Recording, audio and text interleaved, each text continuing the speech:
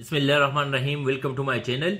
आज हमारे पास जो पढ़ने और समझने के लिए टॉपिक है वो है नोड और नोडल एनालिसिस। तो नोड हमारे पास क्या होता है, वो a node is a point between two और मोर ब्रांचेस। नोड हमारे पास जो होता है वो दो या दो से ज़्यादा ब्रांचेस के दरमियान जो पॉइंट होता है उसको वो नोड कहते हैं।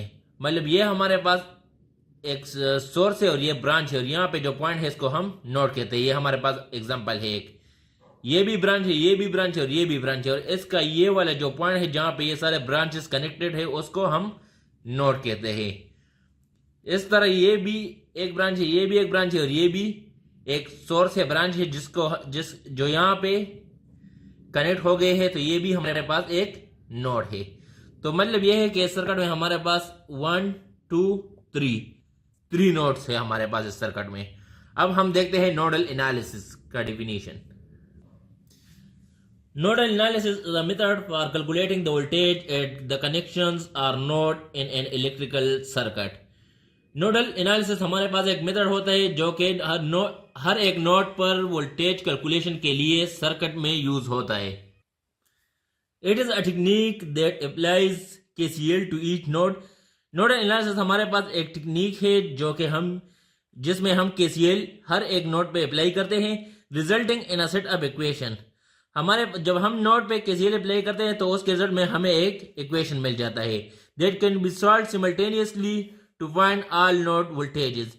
जिस इक्वेशन को हम फिर सॉल्व करके उससे हमारे पास नोड का वोल्टेज मिल जाता है। Note, you can't right an equation for ground node. Ground node जो होता है तो उसमें हमारे पास कोई वो इक्वेशन नहीं होता। ग्राउंड नोड के लिए हम कोई इक्वेशन नहीं लिखते। अब हमने नोड भी देख लिया, जहां पे सारे ब्रांचेस मीट कर रहे हो उसको हम नोड कहते हैं।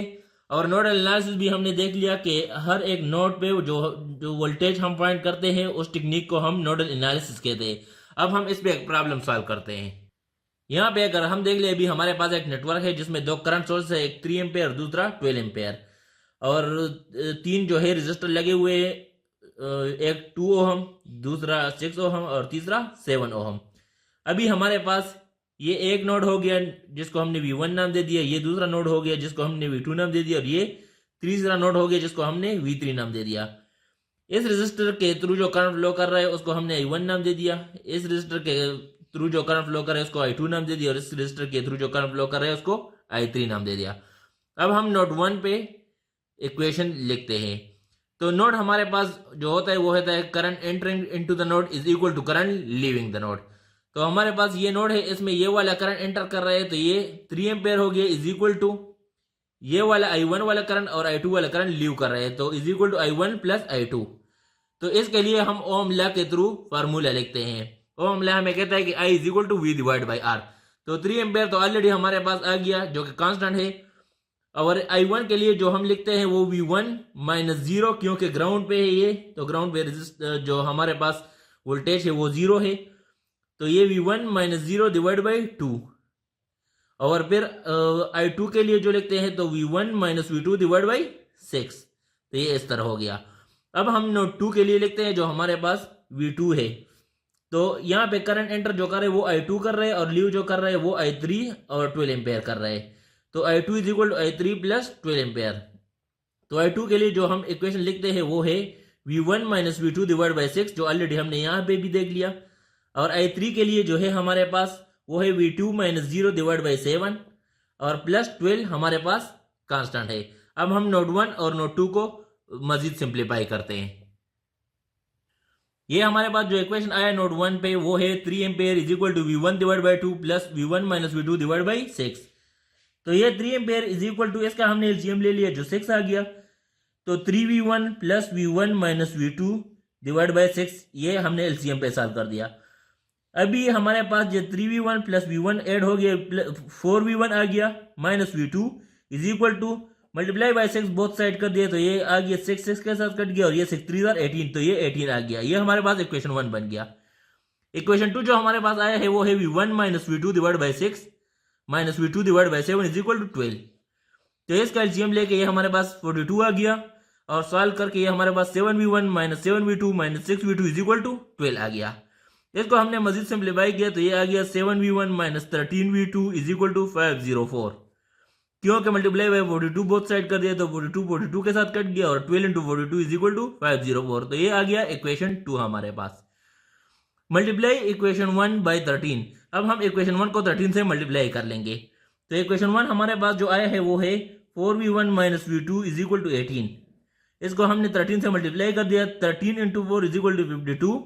v1 minus 13 into 1 is equal to 13v2। तो ये minus 13v2 is equal to 18 into 13 is equal to 234। अब हमारे पास जो आया है, अब हम सब्ट्रैक्ट कर देंगे इक्वेशन 2 को इक्वेशन 3 से। तो ये हमारे पास जो इक्वेशन आ गया इसको हमने इक्वेशन 3 नाम दे दिया और अब हम इससे इक्वेशन 2 जो है वो माइनस कर देंगे। तो ये इक्वेशन 2 हमारे पास आए हैं, इसको हम माइनस कर देंगे। इस इक्वेशन से इस इक्वेशन को माइनस कर लेंगे। ये हमने लिख लिया इक्वेशन 3 और ये हमने लिख लिया इक्वेशन 2। तो माइनस कर लेंगे, सब्ट्रैक्ट करेंगे इसको तो इसके साइन जो है चेंज हो जाएंगे। प्लस से माइनस, माइनस से प्लस और प्लस से माइनस बन जाएगा। तो ये माइनस और प्लस कट जाएंगे। 52 माइनस 7 ये 45 भी 1 आ जाएगा। 234 माइनस 504 तो ये हमारे पास माइनस 270 आ जाएगा। बोथ साइड को हमने 45 से डिवाइड कर दिया तो ये हमारे पास जो आंसर आ गया v1 का वो माइनस 6 वोल्ट आ गया। अभी हमारे पास जो v1 की वैल्यू आई है उसको हम इक्वेशन 1 में पुट कर लेंगे। इक्वेशन 1 हमारे पास है 4v1 minus v2 is equal to 18। तो v1 की जगह हमने माइनस 6 पुट कर लिया। 4 into minus 6 minus v2 is equal to 18 बन गया हमारे पास। तो 4 इंटू माइनस 6 ये हमारे पास माइनस 24 आ गया। माइनस v2 अपनी जगह इज इक्वल टू 18 अपनी जगह।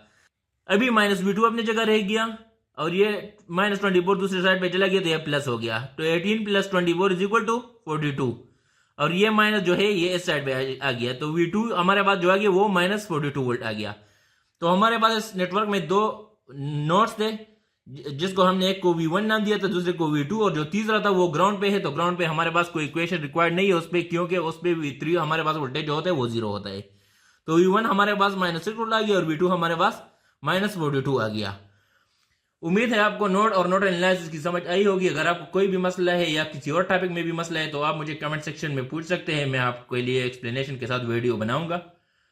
इससे पहले हमने सारे थ्योरम भी कवर कर लिए हैं। Superposition theorem, Norton theorem, Thevenin theorem, maximum power transfer theorem, mesh analysis भी हमने कवर कर लिया है। Mesh analysis with dependent sources, source transformation with dependent sources, तो वो सारा भी आप मेरे प्रोफाइल में जाके चैनल पे देख सकते हैं। अगर आपको कहीं भी कोई मसला है तो आप कमेंट में पूछ भी सकते हैं और चैनल को सब्सक्राइब करना मत भूलिएगा। Thank you for watching.